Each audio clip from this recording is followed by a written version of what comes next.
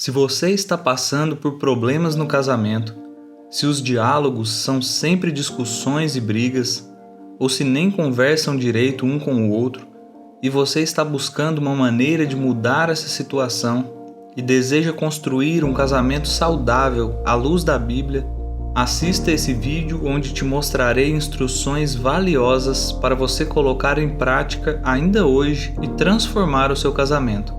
E se você deseja receber mais conteúdos bíblicos que vão edificar a sua fé, deixe o seu like e se inscreva no canal.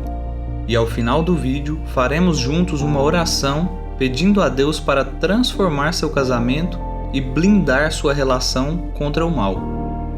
Deus em primeiro lugar. O primeiro passo e mais importante, não só para um casamento saudável, mas para todas as áreas de nossa vida, é colocar Deus em primeiro lugar. Mateus 6,33 diz: busquem em primeiro lugar o reino de Deus e a sua justiça, e todas essas coisas lhes serão dadas. Devemos desenvolver intimidade com Deus, orar e ler sua palavra diariamente. E o que acontece quando colocamos Deus em primeiro lugar em nossa vida? Salmo 1, versículo 2 e 3 diz: tem prazer na lei do Senhor, e nela medita dia e noite. Ele é como a árvore plantada à margem do rio, que dá seu fruto no tempo certo. Suas folhas nunca murcham, e ele prospera em tudo o que faz.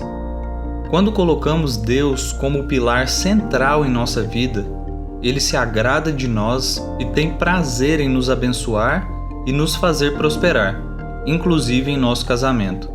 E se você que está assistindo ainda não se casou, mas pretende, comece a orar desde agora e entregue seu relacionamento ao Senhor.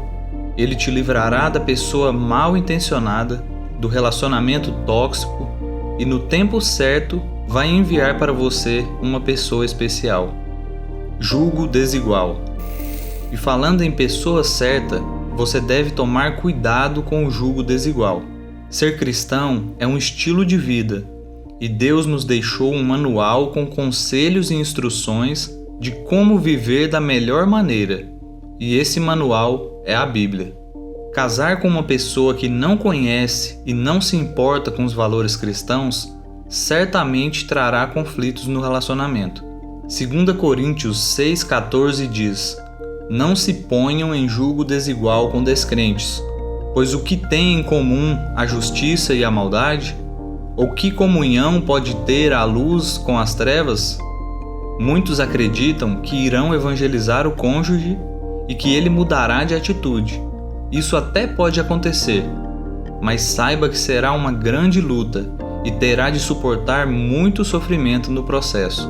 Lembre-se que você é livre para escolher o seu cônjuge, mas não se esqueça das consequências de sua escolha.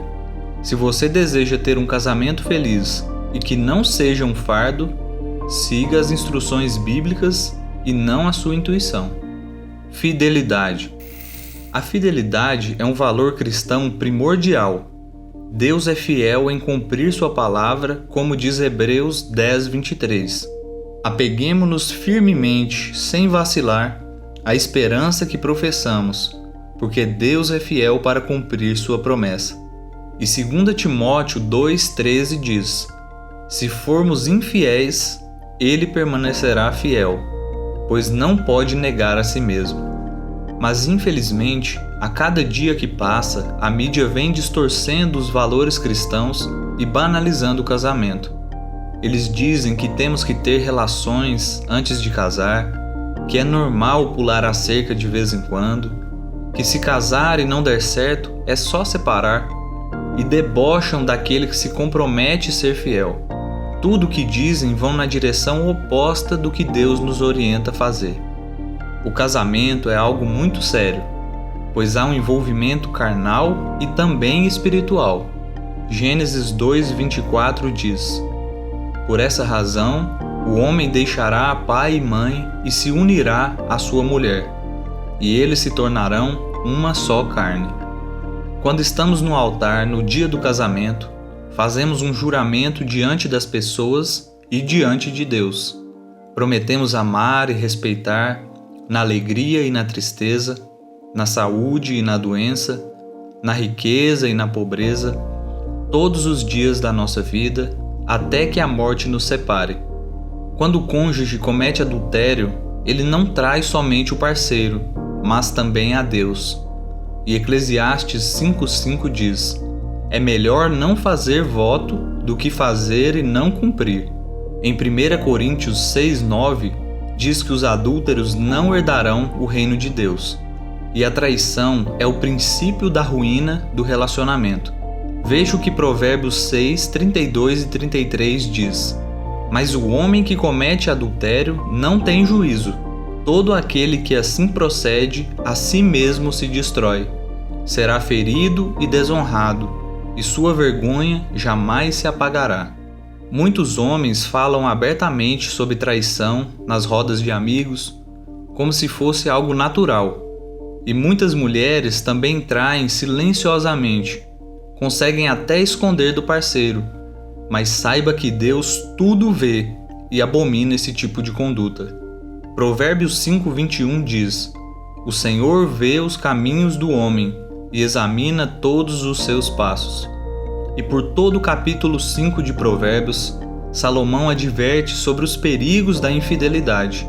Nos mostra que não vale a pena se entregar ao prazer por uma noite e destruir o seu relacionamento de anos, de correr o risco de morte por se envolver com outra pessoa casada e, o pior de todos, de se afastar de Deus e morrer espiritualmente. Portanto, seja fiel a Deus, à sua palavra e ao seu cônjuge. Diálogo. Por mais que seja óbvio dizer que o casal deve dialogar, vejo muitos casais brigando constantemente, justamente porque um não conversa com o outro. Eles não dizem o que estão sentindo, o que os incomoda, e muitas vezes ficam esperando a mudança do outro, mas nunca comentaram que aquilo incomoda. Para ter um casamento saudável, o diálogo deve ser franco e diário. Se você fez ou falou algo que seu cônjuge não gostou, vocês têm que ter a maturidade de sentar e conversar sobre isso como adultos. O momento da conversa em si pode não ser muito agradável, mas é muito melhor resolver o problema ali na hora ou no mesmo dia do que ficar juntando pequenos problemas durante anos, guardando mágoas muitas vezes sem nem que o parceiro saiba, e uma hora explodir e jogar todo esse ressentimento na cara do parceiro. Por isso, não durmam brigados, não fiquem dias sem conversar um com o outro. Não tenham orgulho, pois do que adianta estar correto em uma discussão e continuar sem se resolver? Da mesma forma, fale das coisas que você gosta, de como gosta de ser tratada, de palavras que gosta de ouvir. Se seu cônjuge fez algo agradável, falou de forma carinhosa, foi paciente, reconheça, elogie, pois é muito importante validar os pontos positivos e não focar apenas nas críticas. Para compreender seu cônjuge de maneira mais íntima, te indico a leitura do livro As 5 Linguagens do Amor, escrito por Gary Chapman. Deixarei o link aqui abaixo caso você tenha interesse em se aprofundar no assunto. Vale a pena. Ele explora a ideia de que cada pessoa possui uma linguagem do amor, ou seja, uma forma de demonstrar amor e de se sentir amado. E ele categoriza em 5 linguagens, sendo elas palavras de afirmação, tempo de qualidade, receber presentes, atos de serviço e toque físico. Para mim, a parte mais esclarecedora do livro foi entender que a forma com que eu me sinto amado não necessariamente é a forma com que minha esposa se sente amada. Por exemplo, João e Maria são casados. João gosta de receber presentes, e na visão dele, ao presentear a esposa, ele está demonstrando amor. Mas a linguagem do amor de Maria é palavras de afirmação. E ao receber o presente de João, ela não se sentirá amada como se ele tivesse dito palavras de afirmação a ela. palavras carinhosas, românticas, de como ele a ama, entende? Por isso, através do diálogo, devemos conhecer a nossa linguagem do amor e a do nosso cônjuge, para que a gente saiba dizer o que e como nos agrada e também para que possamos demonstrar amor na linguagem correta do nosso parceiro. Disposto a mudar. Outro ponto muito importante é que devemos estar dispostos a mudar. Temos que entender que cada pessoa teve uma criação diferente e traz uma carga cultural diferente, e que quando se unem em casamento, é normal que alguns hábitos que trazemos conosco possam incomodar nosso cônjuge. E então, temos que ser humildes, dialogar, deixar o orgulho de lado e mudar.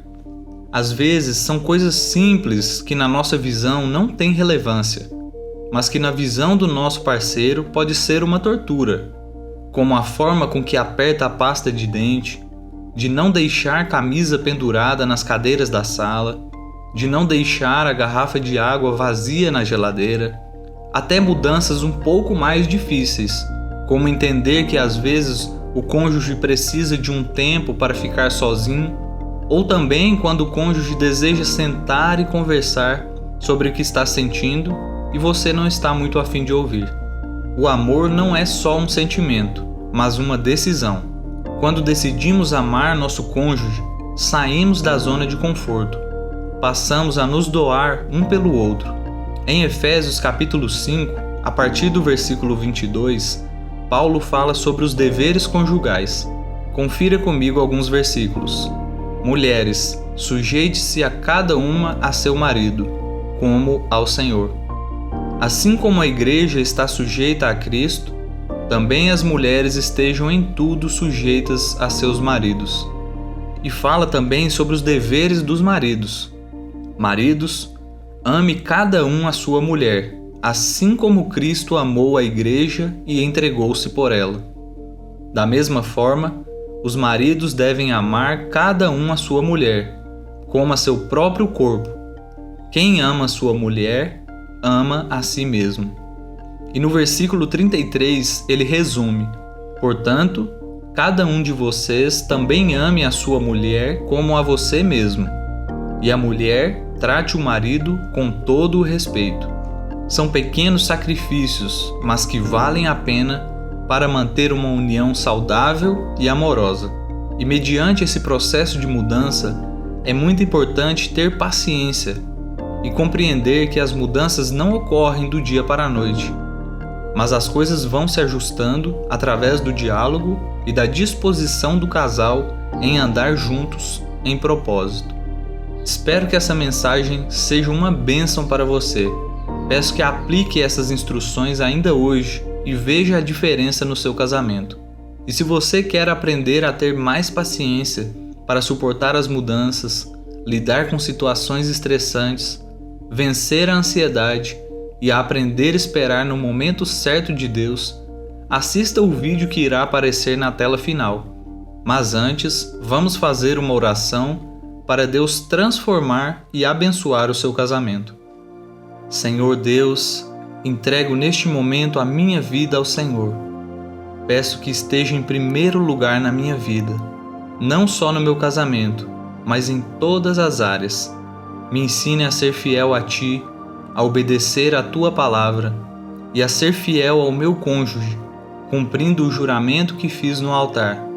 Nos livra da tentação e nos afasta do adultério. Proteja a minha família e o meu casamento, Pai, contra todas as ciladas do inimigo. Para aqueles que estão em jugo desigual, peço agora que Deus possa tocar o coração do seu parceiro e da sua parceira e transformar a vida dele, para que vocês tenham um casamento completamente abençoado. Me ensine também a dialogar com o meu cônjuge de forma sábia e carinhosa, que ele entenda as minhas necessidades, mas também peço que me faça humilde, para que eu compreenda as necessidades do meu parceiro e que nós possamos deixar o orgulho de lado e nos doar um pelo outro, que possamos tomar a decisão de amar e usufruir de um casamento abençoado, em nome de Jesus. Amém.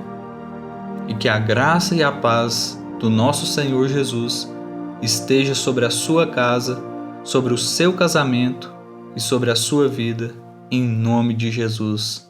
Amém.